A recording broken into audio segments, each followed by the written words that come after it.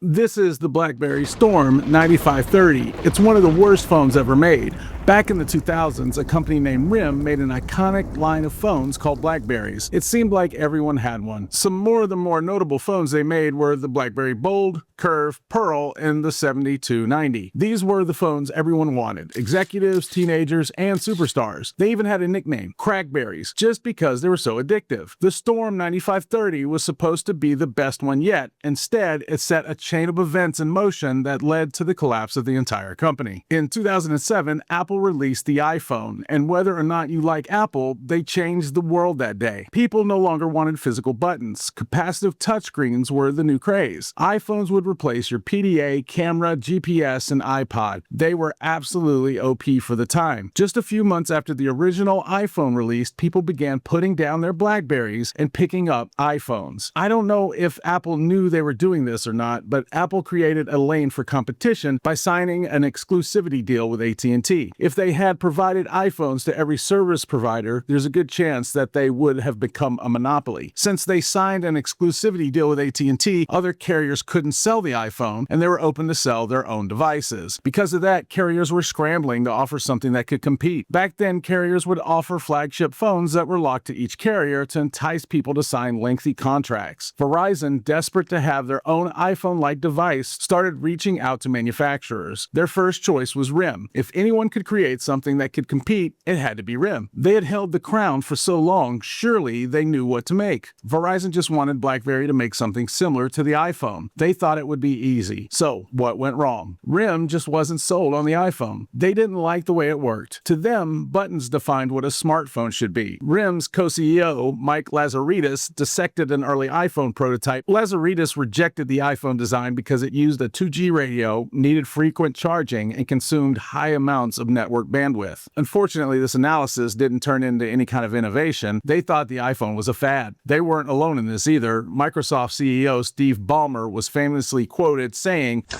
$500 fully subsidized with a plan? I said, that is the most expensive phone in the world, and it doesn't appeal to business customers because it doesn't have a keyboard, which makes it not a very good email machine. He called it the most expensive phone in history and thought no one would buy it. I don't even know what these guys were thinking at the time. I guess they thought they were too big to fail. Since models like the BlackBerry had been successful for so long, they thought something so different couldn't defeat them. But it didn't take long until they realized they had made a dire mistake. I don't know why they were so reluctant to just make a regular capacitive touchscreen. They thought people would miss the button, so they introduced this thing called SurePress. To make a selection, you had to push in the screen with your finger and it would make a click noise to signify that your selection was complete. To them, this tactile feel was what a BlackBerry was, and they thought if they could keep that, then they would maintain their identity. The problem was they really needed a win, though. People already were not buying their phones anymore. Unfortunately, what they did to keep their identity is what ended up sabotaging the whole project. Instead of just making a screen like Apple did, they wanted people to click the entire screen every time they had to make a selection. It didn't make anything work better. In fact, it made it a lot worse. Plus, they didn't even build it well. The first version of the Storm was rushed and heavily flawed. The OS was trash, and they also made the odd decision not to include Wi-Fi, which even older smartphones had at the time. Verizon forced this move, but RIM should have pushed back. The device could only understand a maximum of one mechanical click at a time. That limitation prevented multi-touch presses. Plus, because of the odd screen design, dirt and debris could enter the gap between the glass and the body of the device, causing the mechanical suspension to jam. It also suffered from software instability that caused the device to freeze while it was being used. RIM actually had the nerve to call the Storm the iPhone killer, which people quickly saw that it wasn't killing anything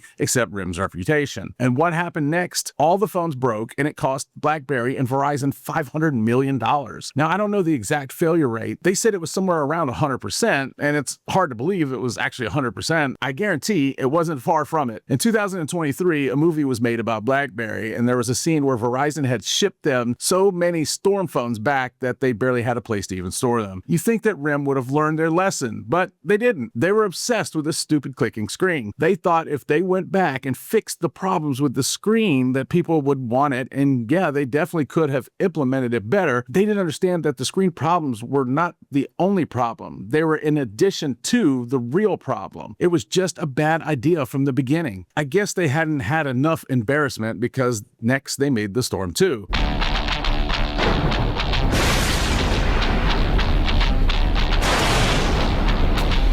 says lightning never strikes twice?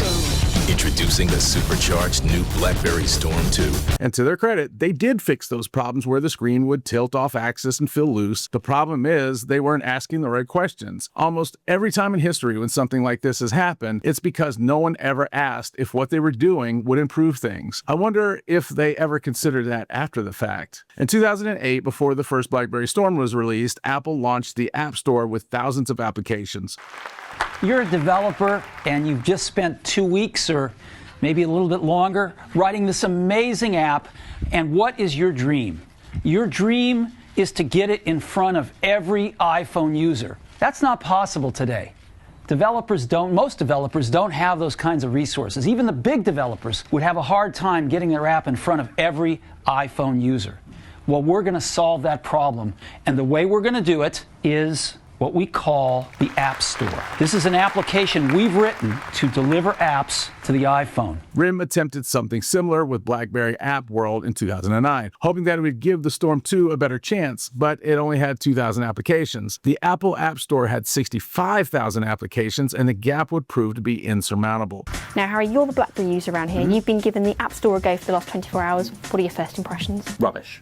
RIM's co-CEO, Jim Balsillie, proposed porting the BlackBerry Messenger software to iOS and Android. Lazaridis blocked the proposal to protect hardware sales. This decision would also contribute to RIM's downfall. While RIM was gearing up to release the Storm 2, they failed to realize that people were already happy with the way iPhones and now Androids were working for them. Plainly, nobody wanted a clicking screen but BlackBerry. For a company who led the market for years, it was an extremely bizarre, careless, and obvious stumble. It was like they were stuck in a loop. In a last-ditch attempt, RIM purchased QNX Software Systems to replace their Java-based BlackBerry OS. This would result in the BlackBerry 10 software. I think people still were hoping that they would turn it around. I do remember some anticipation coming around the announcement of BlackBerry 10. Some people thought this is what would save them. RIM eventually did come to their senses and start working on better phones, even a real touchscreen. They released the BlackBerry Torch, the Bold 9900, and the BlackBerry Playbook Tablet in 2011. It released without native email, calendar, or contact applications, though. Operating the Playbook's email required a Bluetooth connection to a separate BlackBerry handset. This engineering decision bypassed carrier data plans for tablets. Carriers were so mad, they retaliated by promoting their competition. While they were doubling down on clicking screens and holding people's data hostage, Apple and Android were devouring up all of the cellular market share. Lazaridis and Balsillie both resigned in January of 2012. Integration difficulties delayed the BlackBerry 10 launch to 2013. BlackBerry 10 and the accompanying flagship Z10 device both launched early in 2013. The reception was mixed. Reviewers acknowledged it in a massive necessary leap forward from the archaic BlackBerry OS, but generally concluded it wasn't enough to pull users away from Android and Apple. They finally caved and released the BlackBerry Priv running Android in 2015. Unfortunately, it was 7 years too late. BlackBerry was only a shell of itself. It was honestly amazing that they were able to even hang on this long. The company terminated internal handset manufacturing in September of 2016. Today, BlackBerry is effectively a software company selling cybersecurity tools to governments and enterprises. There are no new BlackBerry phones being designed by the people who built the originals. The Storm 1 and 2 were more like a shit storm for RIM. The crazy thing is, they never did kill the iPhone. They only ended up killing themselves really slowly.